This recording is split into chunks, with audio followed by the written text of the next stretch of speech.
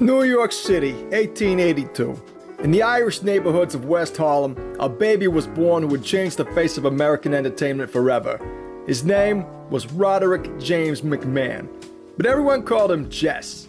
The McMahon brothers, Jess and Eddie, weren't born into wrestling. They were born into something more American: opportunity. By 1900, teenage Jess was already managing baseball teams and promoting fights in Harlem. When Tex Rickard, the king of Madison Square Garden, needed a new matchmaker in 1925, he didn't look far. Jess McMahon had the one thing you couldn't buy: respect. He could make a deal with anyone, and everyone trusted his word. But Jess was about to learn that in the fight game, today's partner is tomorrow's enemy. And in wrestling, there were no rules at all. His name was Joe Toots Mondt, built like a tank, smart as a whip, and twice as dangerous. He wasn't just a wrestler, he was wrestling's first criminal mastermind. Toots was the kind of guy they called the policeman, the one who made sure wrestlers played by the rules. His rules.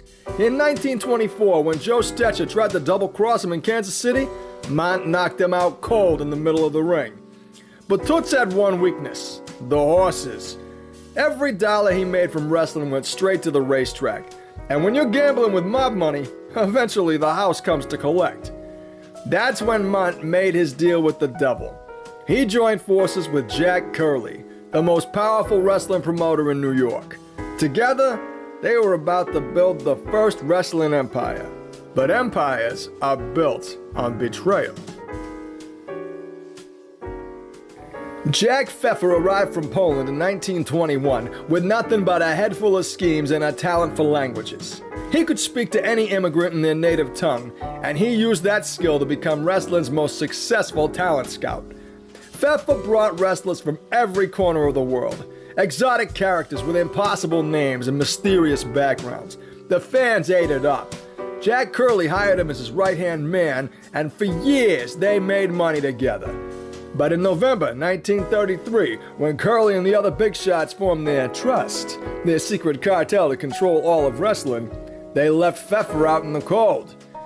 That was their first mistake, because Jack Pfeffer knew every secret, every fix, every double cross in the wrestling business, and he was about to tell the world. In Omaha, Nebraska, a family of Bohemian immigrants was about to change wrestling forever. Their real name was Hassan, but America would know them as the Dusek brothers, the most colorful wrestling family in history. Rudy was the mastermind, Ernie was the star, Emil and Joe were the muscle. Together, they were known as the Riot Squad. Wrestlers so tough, so brutal, that fans came just to see if they'd kill each other in the ring. By 1930, Rudy had an office at 1650 Broadway in Manhattan, the same building where the biggest entertainment deals in America were made.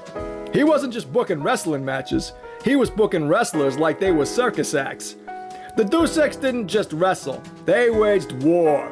They brought weapons into the ring before anyone knew what hardcore wrestling was. They turned every match into a riot, and the fans loved every bloody second of it. But the real genius was behind the scenes. Rudy Dusek had figured out the secret to wrestling success. You don't just sell tickets to the match, you sell tickets to the chaos. November 1933, the Hotel Pennsylvania in Manhattan. The most powerful men in wrestling gathered for a secret meeting that would change everything. They called it the Trust. Jack Curley from New York, Paul Bowser from Boston, Jim Londos, the Greek god of wrestling, Toots Mondt, the enforcer. Together, they controlled every major wrestling territory from LA to Boston. For the first time in wrestling history, the major promoters agreed to work together instead of against each other. They'd share talent, share profits, and eliminate competition.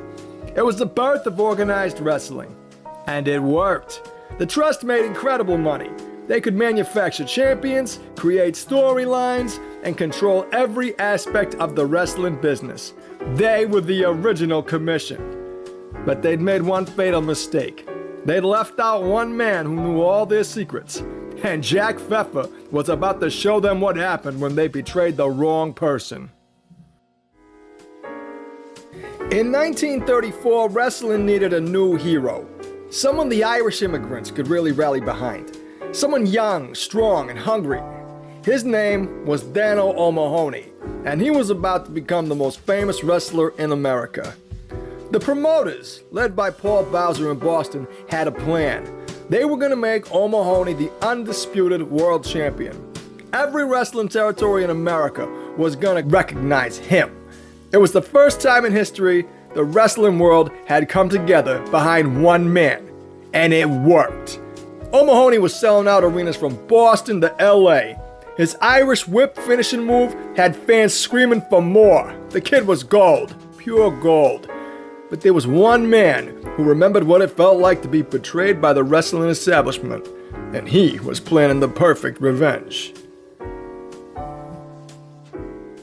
January 1934. Dan Parker, sports editor for the New York Daily Mirror, got the story of a lifetime. Jack Pfeffer was ready to burn down the wrestling business, and he had all the matches. Pfeffer gave Parker everything. Pre-arranged results, fixed matches, crooked referees, the whole rotten system exposed in black and white. It's all entertainment, Pfeffer told the world. Not one bit of it's real. The reaction was devastating. Attendance plummeted. Newspapers stopped covering wrestling. State athletic commissions launched investigations. The trust was hemorrhaging money. But Pfeffer wasn't done. He'd revealed wrestling's greatest secret, and now he was going to use that chaos to destroy his enemies, one by one. The war for wrestling's soul was just beginning.